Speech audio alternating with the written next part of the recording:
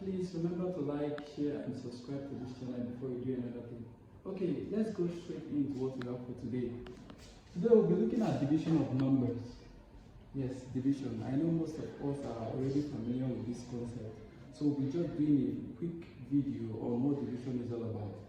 Now, for what is on the board, I heard that division means separation into parts. So when you are dividing, when they say divide a number, it means separate it into a given part. Division uses the operator. This is the basic operator. It's something like this. So once you have it, like if you have a calculator, once you press two numbers and you input this operator, it solves something, it solves the equation and gives you an answer. But here we're going to digest what it's actually talking about. Now for example, here you have 12 divided by 3. So 12 divided by 3 basically means we should make groups of 3 from 12.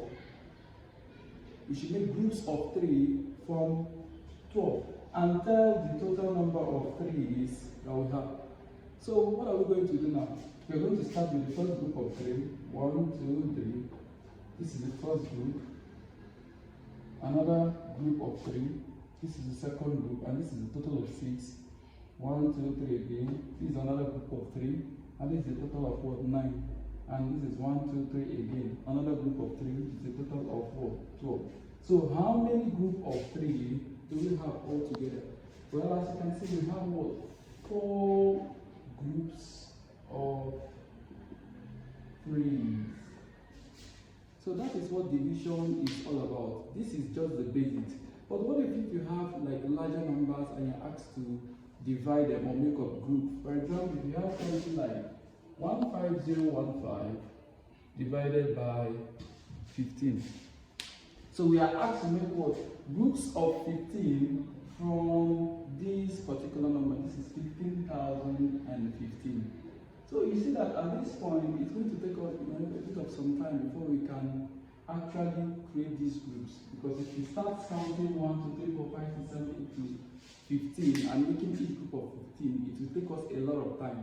So what we are going to do here is we're going to introduce some numbers. So instead of dividing this thing through, we can instead break them down or reduce them by this set of numbers that I'm going to show you. Now if you look at these numbers, 2, 3, 5, 7, 11, 13, 17, 19, and so on. Now, I don't know if you are familiar with this number, but these are what I call prime numbers. So instead of dividing these, especially for a kid that is still growing up, they might have a little hard time trying to divide these two. So we can actually, from this group, take one number from this group of prime numbers here and reduce this set of numbers that we're giving here. For example, if I want to try 2 here, there are things I need to know before I can divide any number by 2. If I look at the ending of every number, the ending of this number is 5, and the ending of this number is also 5. Now, 2 cannot divide this number. If you are unsure, if you are still not sure if 2 can divide, you can try it yourself. 2 divided 15 is going to give us a remainder. Yeah.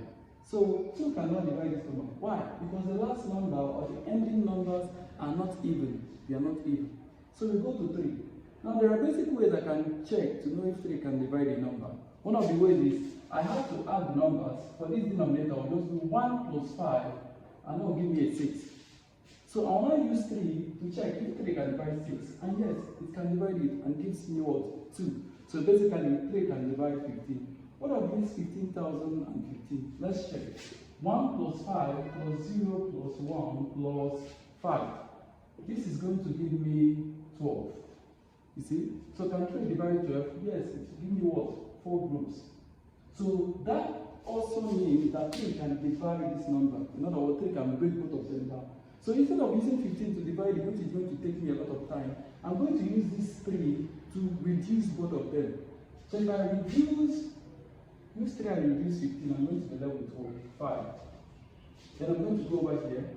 Can 3, you divide this top number individually. Once you have a group of numbers joined together, you're going to be dividing them individually. So can 3 break 1 down? No, because 3 is greater than 1. So I have to join the next number, which is what? 5. So 3 reduce 15 is going to give me what? 5. Now go to the next number.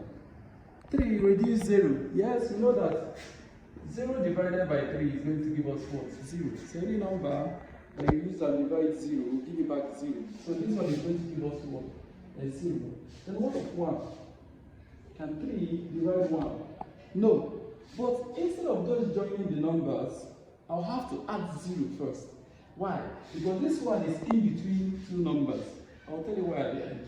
So I'm going to write 0 next before I now join this 5. So if I join the 5, it becomes 15 again. 3 reduce 15 is going to give me what? 5. Now, why did I join this 0? Because division is the opposite of multiplication. Any number that I divide, if I multiply it back, it's still going to give me your original value. So let me check this number. I have 5005 over 5. But I want to check if my answer at this point is correct. So what I'm going to do is, I'm going to multiply the top one with the number that I used to divide here, which is 3, and multiply the down one too. So if I do 3 times 5, it's going to give me what? 15. What of 3 times 5005? 5005 multiplied by 3. 3 times that is what? 15. I take 1 out. 3 times 0, 0 plus 1 is 1. 3 times 0 is also 0. 3 times that is what? 15. So you can see that so far I am still what? 29 in what I'm doing. Okay? So this is a basic rule. Most people tend to confuse this thing. Once you are in between two numbers, you don't just join them to reduce. You have to write 0 on top before you can actually go on with your reduction. So if you continue what we are dividing here, here we have 5005 all over 5. At this point, 3 can no longer divide. Can no longer reduce these two numbers because here you have 5 and 3 cannot reduce 5. This 505 too, if you add the numbers individually, just like I said, to know if 3 can divide the number, add the individual numbers together and check if 3 can divide the answer you get. So 5 plus 0 plus 0 plus 5 is going to give us a 10. But 3 cannot divide what 10. So we're going to go to the next number, which is 5. Yes. And if you want to know if 5 can divide any number, all you need to do is check the last number. If the last number is either 0 or 5, that means 5 can reduce it. So here we're going to use 5. So 5 reduced 5 is going to give us 1. 5 reduced 5 here is 1. Then 5 reduced 0 is 0. 5 reduced 0 again is 0. Then 5 reduced 5 is also 1. So the answer we have here is 1001 over 1. And like you know, every number divided by 1 is going to give you back that number. So what does it mean? This 1001 means 1001 groups of 15.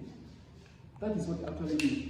So if you use 15 to reduce 15,000 and what 15, it's going to give you what? 1001 groups of 15. So this is what division is all about. Thank you and see you in the next video.